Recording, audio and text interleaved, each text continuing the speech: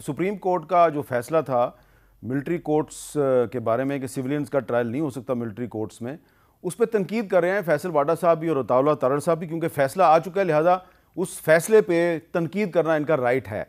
लेकिन ये कहना कि जो सुप्रीम कोर्ट है वो उसमें अभी तक बाकियात हैं, ये इनकी एक राय है फैसल वाडा साहब ने। अदालती निज़ाम में बिल्कुल बाकियात उनके ऊपर केसेस हैं जो सर्टिफिकेट दे रहे हैं। मैं भी एक काउंटर आर्गूमेंट दे रहा हूँ कि जो बाकियात हैं वो बहुत सी बाकियात जो हैं वो और जगहों पर भी मौजूद हैं।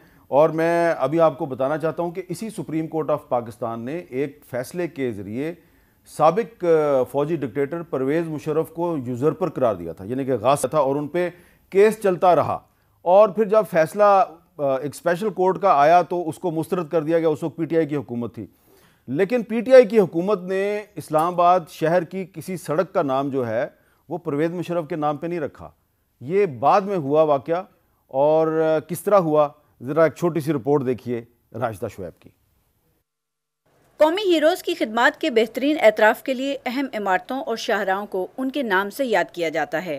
ताहम इस्लामाबाद की एक निजी हाउसिंग सोसाइटी में एक सड़क ऐसी भी है जो आइन शिकनी की याद दिलाती है। इस सड़क को परवेज़ मुशर्रफ के नाम से मंसूब किया गया है। कैसा शख्स जिसने 2 दफ़ा आइन को तोड़ा और इस मुल्क पे डिक्टेटरशिप था उसकी, तो वो रखा और मुल्क उसी की वजह से ख़राब भी हुआ बेतहाशा। तो मेरा नहीं ख्याल कि ये नाम इस रोड से सूट करते। कंट्रीब्यूशन उनकी एज सच कोई लगती नहीं है जैसे कोई शुहदा का नाम हो या कोई बहुत हीरो के तौर पे उन्होंने कोई ऐसे काम किए हों। जनरल रिटायर्ड परवेज़ मुशर्रफ 1999 में मुंतखब हुकूमत का तख्ता उल्टाकर 8 साल तक इक़्तिदार पर काबिज रहे।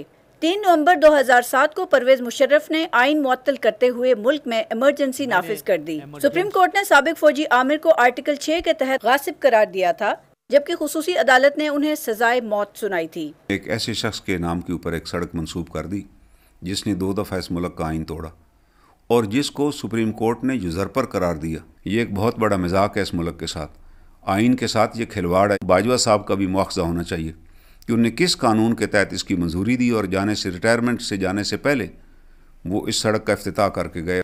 शहरियों ने हुकाम से मुतालबा किया है कि शाहराह का नाम फौरन तब्दील किया जाए और आइन शिकन को हीरो बनाकर पेश करने वालों को कानून के कटहरे में लाया जाए।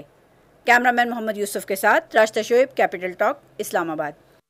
अच्छा पंचोता साहब, अब बाजवा साहब ने जाते जाते सड़क का इफ्तिताह भी किया, तो आपके ख्याल में एक किसी सड़क को मौसूम करना किसी आइन शिकन के नाम से, तो ये तौहीन अदालत नहीं है? देखें, यहाँ पर तौहीन अदालत की कार्रवाई करेगा कौन जी? पहली बात तो ये है ना, यहाँ पर रोज़ाना आइन तोड़ा जाता है, सुप्रीम कोर्ट हुक्म देती है, आइन के अंदर मौजूद वाज़ह तौर पर है कि इलेक्शन इतने टाइम के अंदर होना है, उसके बावजूद नहीं करवाया जाता और गैर आइनी हुकूमतें जो हैं वो फिर वहाँ पर बैठे बैठे ऑर्डर पास करती हैं कि एक सज़ा याफ्ता जो मुजरिम है उनकी सज़ा भी सस्पेंड कर दी जाती है। तो फिर उस वक्त अदालत जो है उसके ऊपर वो क्या किया जाए कि किसने तौहीन अदालत की कार्रवाई करनी है।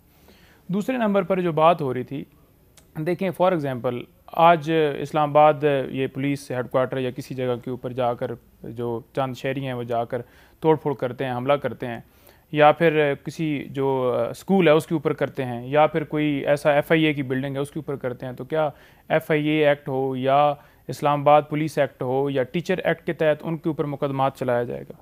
बात यह है कि जब कानून मौजूद है और फेयर ट्रायल वहाँ पर पॉसिबल ही नहीं है। वहाँ पर हमने देखा है कि जब 6 लोगों का ट्रायल वहाँ पर चल रहा था तो 3 मेंबर बेंच बैठा हुआ था जिसमें कर्नल साहब और मेजर साहब थे, उनको नहीं पता था लॉ का, और बाकायदा तौर पर जब वकला पेश हुए हैं उनसे जब सवालात किए गए हैं तो उन्होंने गैप मांगा है कि मुझे 10 मिनट का टाइम दिया जाए, आधे घंटे का दिया जाए। बार बार बोल रहे थे और पूछ रहे थे कि कैसे इसको चलाना है। तो एक ये नहीं कि एक तरफा जहाँ पर साफ़ियों की भी किसी चीज़ की एक्सेस ही नहीं है और महीने के अंदर ही खुद ही सारा वो फैसला दे देंगे, तो वो कैसे फेयर ट्रायल? आपके ख्याल में 2(1)D को जो गैर मौसर करार दिया सुप्रीम कोर्ट ने वो ठीक किया है? जी बिल्कुल, लाइन के मुताबिक दिया है। दूसरे नंबर पर यह है कि जो की है बात, लेकिन यहाँ पे ये सवाल पैदा होता है ना कि 2(1)D तो बड़ी देर से मौजूद थी आर्मी एक्ट में जी, तो ये हमारे मौजूद जज साहबान को अभी क्यों याद आया? देखें, ये तो खिलाफ है ना, मैंने पहले भी गुजारिश की है कि ये पहले ही आ जाना चाहिए था और जितने लोगों का आज तक हुआ है ये इसके ऊपर नहीं होना चाहिए था, तो होना चाहिए था फैसला। ये देखिए, मैं तो जज नहीं था, मैं तो जज नहीं था, मैंने तो नहीं फैसला देना। ट्रायल हुआ है जी, उनका जवाब दे अब कौन होगा?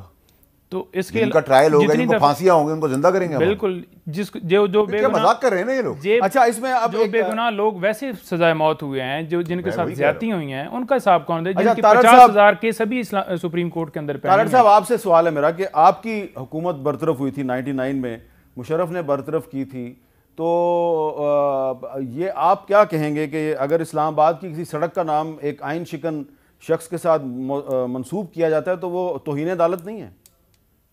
देखिए, एक तो आपको याद होगा मज़ाहिर अली अकबर नकवी साहब जो सुप्रीम कोर्ट के सिटिंग जज हैं, हाँ, उन्होंने मुशर्रफ के स्पेशल कोर्ट के वजूद को ही उड़ा दिया था।